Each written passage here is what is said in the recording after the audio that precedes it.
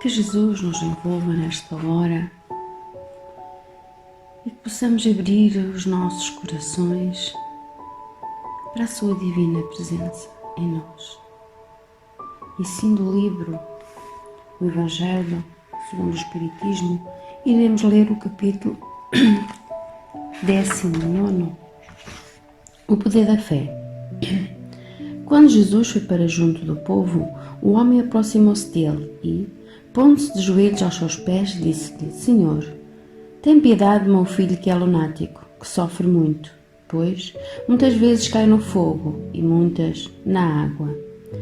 Eu o apresentei aos teus discípulos, mas eles não puderam curá-lo. E Jesus lhes respondeu, dizendo: Ó raça incrédula e depravada, até quando estarei convosco? Até quando vos hei de aturar?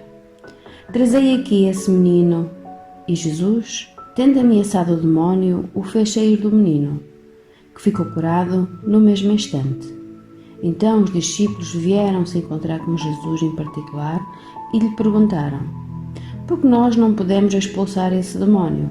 E Jesus lhe respondeu: Por causa da vossa incredulidade.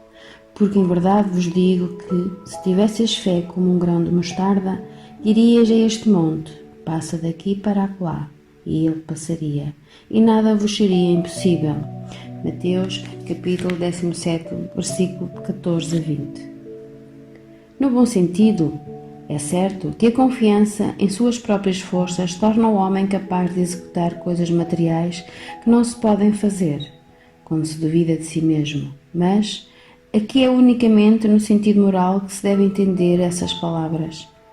As montanhas que a fé transporta são as dificuldades, as resistências, em uma palavra, a má vontade que se encontra entre os homens, mesmo quando se trata das melhores coisas.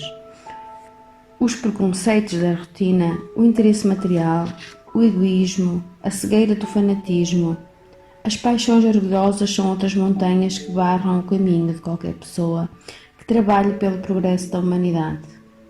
A fé segura proporciona a perseverança, a energia e os recursos que permitem vencer os obstáculos, tanto nas pequenas coisas como nas grandes.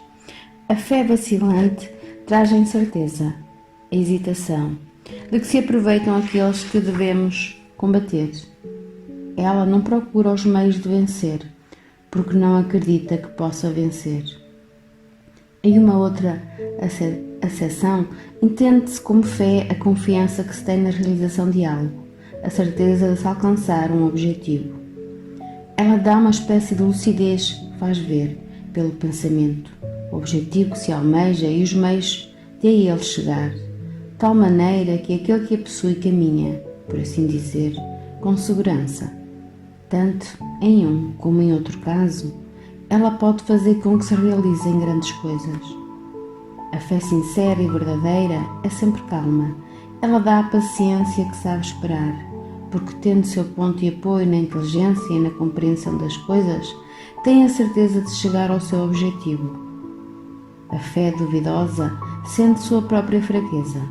Quando é estimulada pelo interesse, torna-se furiosa e acredita suplantar com a violência a força que não tem.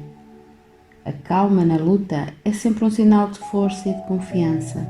A violência, ao contrário, é uma prova de fraqueza e de dúvida em si mesmo. É preciso evitar confundir a fé com a presunção. A verdadeira fé se alia à humildade. Aquele que a possui coloca a sua confiança mais em Deus do que em si mesmo, porque sabe que, como simples instrumento da vontade divina, ele nada pode sem Deus. Essa é a razão porque os bons espíritos vêm em sua ajuda. A presunção é mais orgulho do que fé, e o orgulho, cedo ou tarde, sempre é castigado pela decepção e pelos fracassos que lhe são impostos. O poder da fé tem aplicação direta, em especial na ação magnética. Por ela, o homem age sobre o fluido, agente universal, modifica suas qualidades e lhe dá um impulso, por assim dizer, irresistível.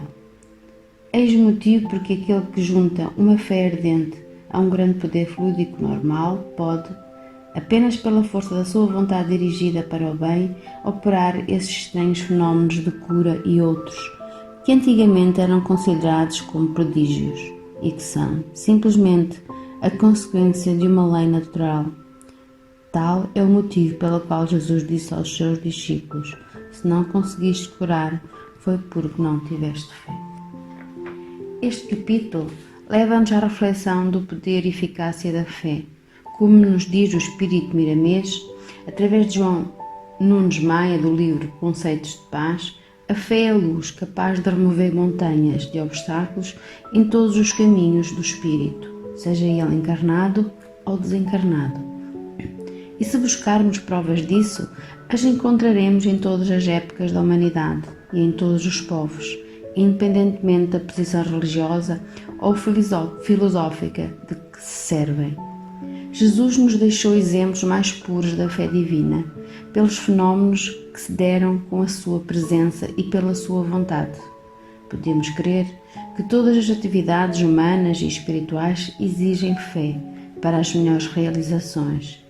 A fé nunca anda só, ela tem a necessidade da esperança, que alegra o coração em busca do amor. Toda a religião é estimulante da fé. Do livro Fonte Viva de Chico Xavier, no capítulo 39, a fé, na essência, é aquele embrião de mostarda do ensinamento de Jesus, que, em pleno crescimento pela elevação por meio do trabalho incessante, se converte no reino divino, onde a alma do crente passa a viver. Jesus nos deixou tantos exemplos do poder da fé. Ele próprio nos disse: vós sois deuses, podeis fazer tanto ou mais do que eu fiz. Nesta frase temos o exemplo do poder da vontade e do pensamento como força criadora, pois somos centelha divina, criação de Deus.